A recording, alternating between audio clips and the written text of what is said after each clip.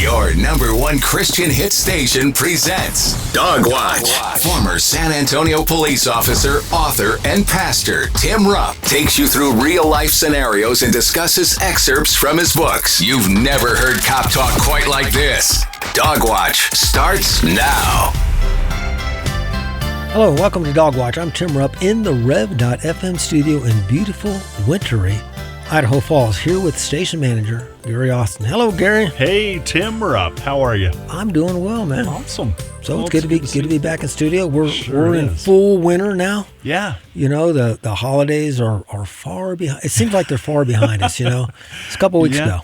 I know it. But here we go, well into the new year. Yeah, we're getting the 10th day. The snow of December in January.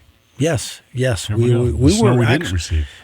How you want to look at it? We were blessed not to have too much snow. We had a little bit, but we do need the snow for your skiing. For one thing, for skiing, you gotta skate. Plus, we need it for the reservoirs in the summertime stuff. So we need the water. So farmers, yep. Yeah. So hey, one thing I want to mention here: comments and opinions expressed on this show do not necessarily reflect the views of Water Springs Church or the Rev.fm. Just want to remind people of that. Yeah. In case you're like, what did that knucklehead Tim Rupp say? Just want to let you know. Yeah, no, that's a good point. Good point.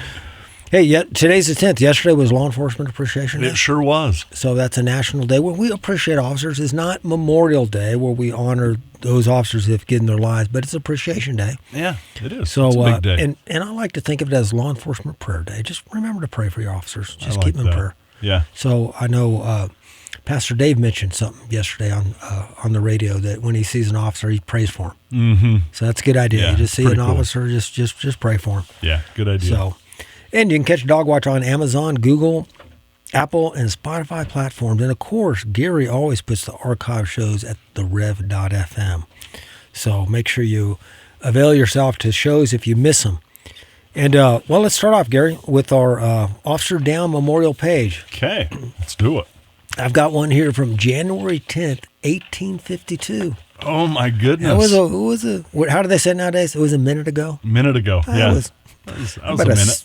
Almost 2 centuries ago. Captain Chin Kai Key. Wow, Captain Chin Kai Key. United States Department of the Interior Bureau of Indian Affairs. Huh. So what I'm thinking is this captain was an Indian, Native American. So there you go. Interesting what happened.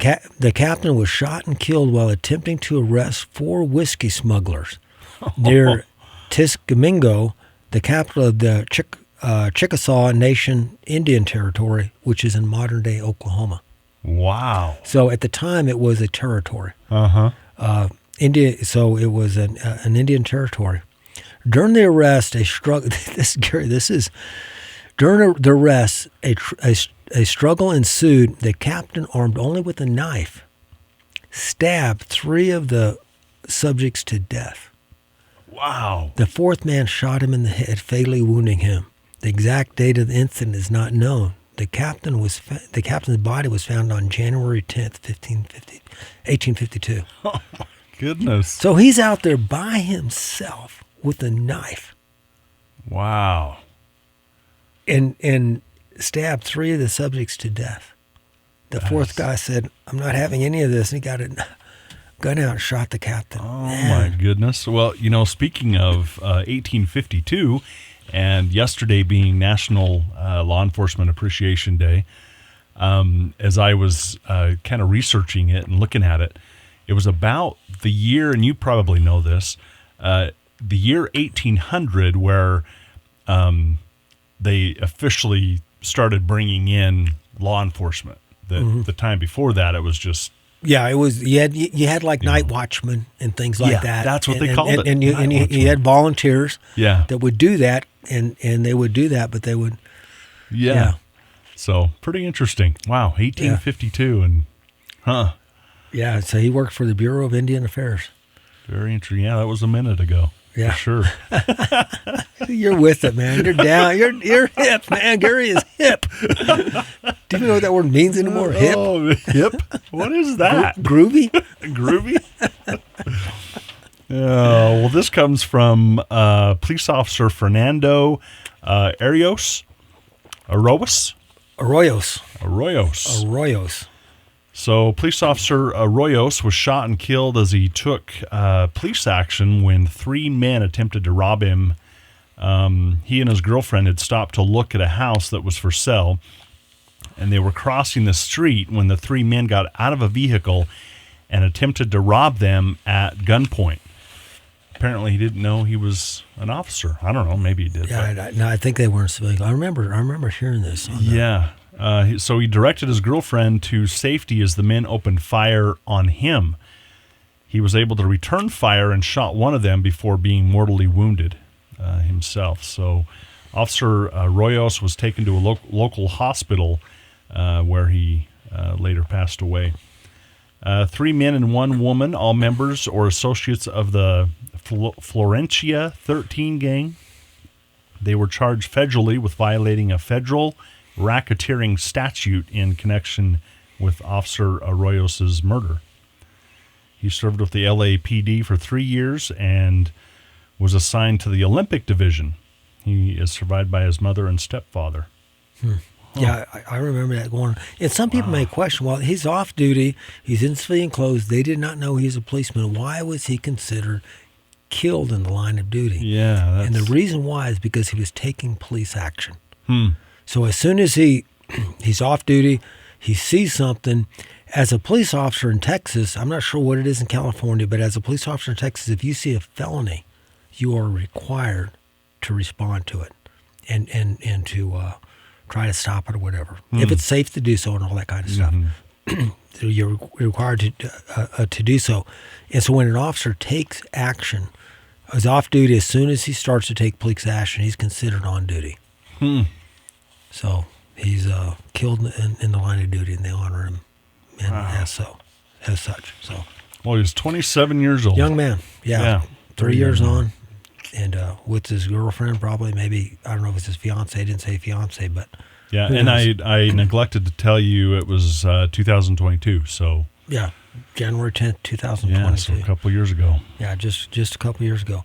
So Gary, today I was doing some research for the show, and I just come across 3 articles. So we're going to do the good, the bad, and ugly again. Oh, fun! So I like that. That's good. Yeah.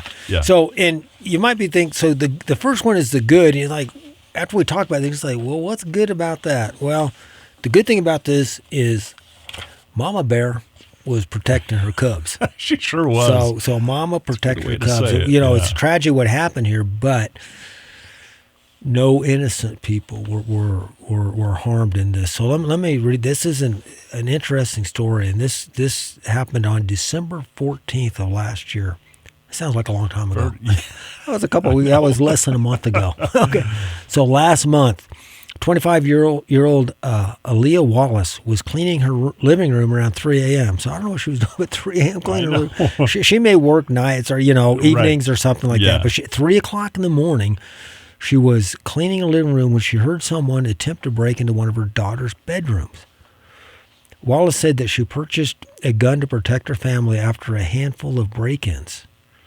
And she said this. So this young lady, 25 years old, she has 4 children live with her. I'm not sure if they're all daughters or not. But she has 4 children, and she has no husband living with her. So she's at home alone. She says this: I was cleaning my living room, sweeping my floor, and I heard my window start going back up. So she must have maybe had the window down. Yeah, sounds like, yeah. Or up, and then she put it down. So I went and stood in the hallway, and I could see him standing in the window, lifting it up. I just shot. So here's this 25-year-old mom. She's at home. She's cleaning. She hears the window going up, and she sees a man standing outside the window, and she shoots. So there's a lot of questions here. Gary would say, well, what's the legality of doing that? And the legality is this. Do you feel that your life or the life of another person is in danger? That's what you have to look at. And here's the kicker, Gary. The intruder was identified as 14-year-old Devin Baker. Wow. 14 years old. Now, there are some big 14-year-olds. There are. You know, You can mistake him for and older. she saw a male figure opening up a window. It says 14-year-old Devin Baker was at the bedroom window of Wallace's 8-year-old daughter in the early morning hours. It was the second time Wallace's house had been targeted by burglars within 24 hours. So this is an ongoing crime problem there. Yeah, exactly. It's Baker, this is the suspect, reportedly lived with his family in the same apartment complex. He died at the scene from multiple gunshot wounds. Now, somebody will question that again, Gary. They'll say, well, why didn't she just shoot him in the leg? Why didn't she just shoot one time to scare him away? Why did she have to shoot multiple times? The answer to that is, when you have the right to use deadly force, you have the right to use deadly force. Yeah. And I've taught my wife. I remember when my wife and I first got married, and I'd work in the evenings, and I left a pistol home with her. It was a 5-shot revolver, and I told her, I said, if somebody comes when I'm here and they're banging on the door and they're trying to get in or trying to get, I said, they're trying to get in. They're going to do one or two things. They're either going to try to steal from us or harm you, and we're not going to wait around to figure out what they're going to do. No. I said, you just shoot. And I said, shoot all 5 rounds. He said, well, why is that? Well, in case you miss 5 times, the bad guy wouldn't have a gun to use on her. You know, it would be empty. And you have the right to use deadly force. You have the right to use deadly force. Yeah. You know, you think, well, what is this guy doing? Well, maybe he was just coming in to 3 o'clock in the morning. There's no reason for him to be there. No good reason for him to be there. And if he was just doing a 14-year-old prank, that was a fatal mistake on his part. It sure was. That's all you can say to it. Yep. You know, like I said, a tragedy, but you got to protect. You really do, and you can argue. You know, there's as you know, there's been cases, excuse me, over the years where people have broken into homes, Right. and the homeowner shot, and then they were sued, you know, or Right. whatever, or charged, you know, with a crime or whatever. But very interesting that, you know, these kinds of cases are, you are there to protect. Right. And that's exactly what she did. And there's a lot of there are a lot of things going into play. One, you have a single mom with 4 children. She's protecting them. Yeah. Now, if she let's say that the same situation, the guy's lifting up, she shot one time, she shot several times but missed, and the guy turned and started to run away, and then she jumped out the window, chased him down, and shot him when he was running away.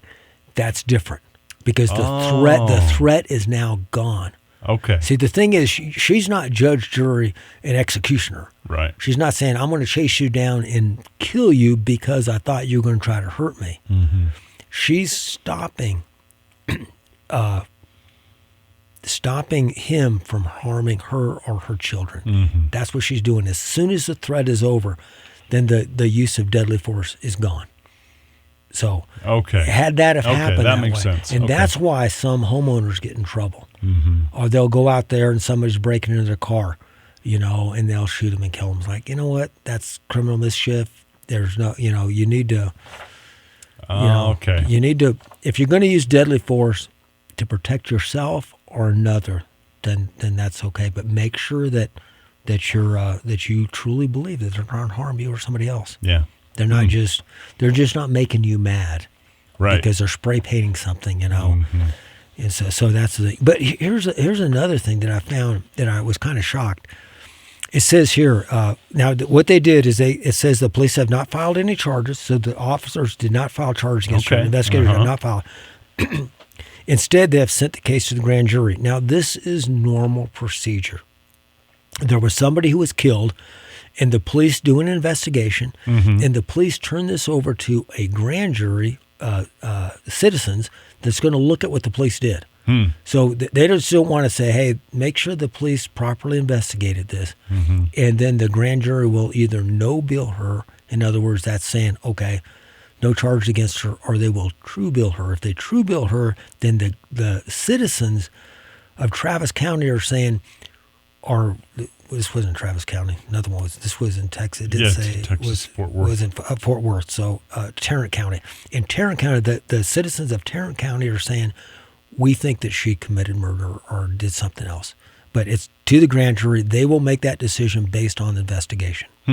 Okay. But it says this in the next paragraph. It says, as she awaits charges, she learned that she is being evicted from the property, which is subsidized housing, for owning a gun.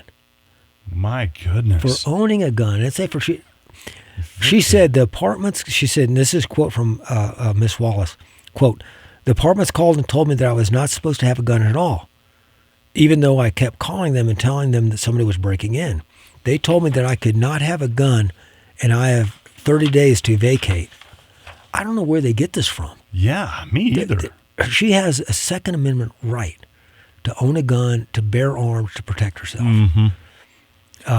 It says Fox 4 reported that there were no laws stating that the residents in government-subsidized housing could not have a gun, and there were no signs forbidding it posted on the property. Now Wallace feels that this eviction can prevent her from finding other housing. She said, quote, I feel like I'm back to square one. I was there for 6 years, and now I don't know what to do. She's lived there for 6 years in an apartment, and they're kicking her out. So the case is going to the grand jury, and this is the last thing I want to read here. She says this, quote, I have 4 daughters. It's just me and my 4 daughters that stay here. I was just protecting my daughters. I'm devastated that he was 14. I hate that. I literally do. And I'm so sorry. But at that point, I had to think about my babies. I didn't know he was 14 when he's on the other side of that window. All I knew is that somebody could come in and hurt me and my kids. That's it. You know, in 14, I don't care if it's 14 or not. 14-year-olds commit murder, they commit rape. Exactly. They do things. And maybe he was just breaking in to steal. Could have been. He made a bad decision. He did. You know, and it's not her fault that he made that choice. No, and she is, of course, very young. I mean, at 25 years old, yeah. She has 4 kids. Sounds like her, she didn't say what the oldest was, but the 8-year-old, that was the bedroom So she was a teen mom. So she was a teen mom. Yeah. And she may, you know, who knows what happened? She may have been married. She may not. We're not here to judge her. Don't know. She mama protected her babies. She was protected. That's it. So. That is a good story. So it's a good story that mama protected, and Yep. I'm thinking that she won't get kicked out. Yeah, pretty sure. I think if she gets kicked out, I think there's going to be a lawsuit. Yeah, I do too. And she's going to be okay. Yeah.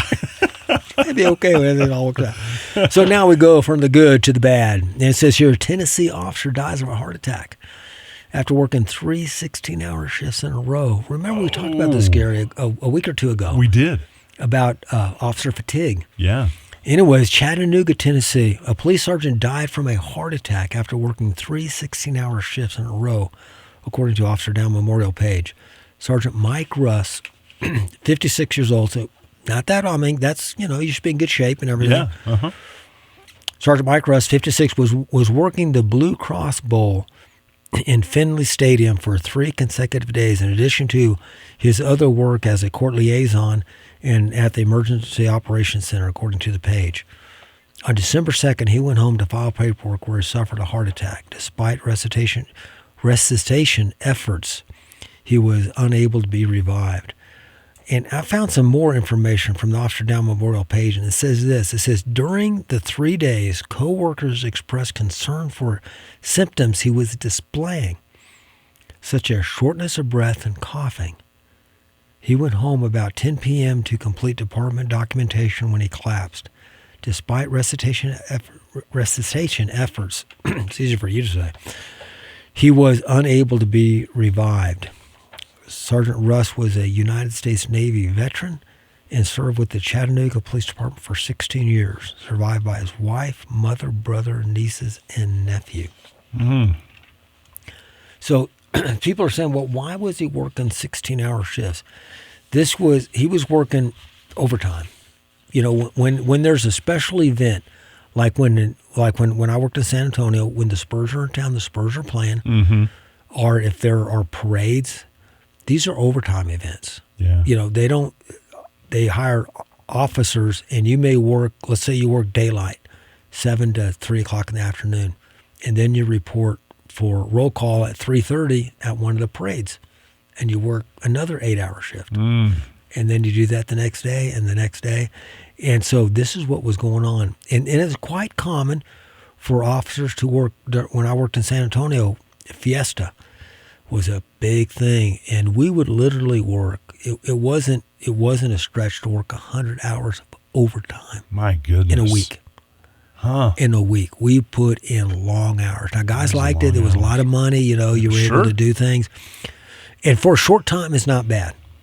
But you got to watch it. And I'm thinking, you know, he's one guy that I would assume that it wasn't mandatory overtime. If it was mandatory, the agency has something to worry about. Like I think we found out last time. But officers need to do a couple things is be careful working too much overtime. You know, you can get caught up. We've talked about it before, Gary, caught up in working overtime, and depending upon that money to pay your bills. You know, sometimes overtime comes and it's good. You know, it's getting close to Christmas time or something like that, and you can buy a little extra for the family. But just be careful. You know, and it is unfortunate. This is part of the bad, of the good, the bad, and the ugly. And working that overtime, and it just so happened that he had a heart attack. Yeah. And as you know, as an officer working overtime, you know, the fatigue can come out in different ways. And this was a heart attack. And I mean, it could be your anger, agitated, and you know, whatever it is. Yeah, different stressors. Yes. Yeah, different stressors. So that is very, very unfortunate. Yeah, you know, and we have the ugly too. But Gary, look at the clock if you would for me. Oh my goodness! See, I don't want to look. I don't even want to look. Because when you look at the clock, you look at me and you say, "Cut it off, Tim." He gives me the old fingers across the throat. Cut it off, Tim. All right, you know, we'll talk about this next time. Okay. The ugly, but we did the good and the bad, and so we'll talk about that next time. Hey, thanks for listening. And if you have a topic or a question you want to address on Dog Watch, send me an email. You can email suggestions, questions, comments, or complaints to dogwatch@therev.fm. That's dogwatch@therev.fm. Thought from the good book today? Do not be afraid of them. Remember the Lord who is great and awesome, and fight for your brothers, your sons, your daughters, your wives, and your homes. Thank you for joining us. Remember, make the watch strong. Dog Watch is brought to you by the Strong Blue Line and your #1 Christian hit station. Send your comments and questions to dogwatch@therev.fm. You can download the Dog Watch episodes from therev.fm, as well as offer your financial support for this program. Be encouraged, be strengthened, be enabled in your faith with Dog Watch.